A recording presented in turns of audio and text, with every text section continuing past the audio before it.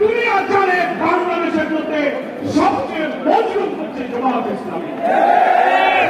মজলুম সংগঠনের প্রিয় নেতা ডাক্তার শফিকুর রহমান হচ্ছে এমন মানবিক নেতা, জুলাই অভ্যুত্থানের জুলাই উত্তাল দিনগুলোতে আমি জামাত 17 তারিখে হজ সফর করে যখন দেশে ফিরলেন, 18 তারিখে আমরা সাংবাদিক সম্মেলন করলাম, সেই দিন রাতেই প্রতিদিন ছাত্র হত্যা হচ্ছে।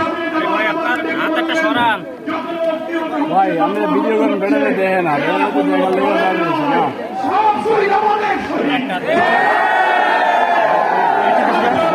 ভাই আমি কোন ভাই আমি তো বললাম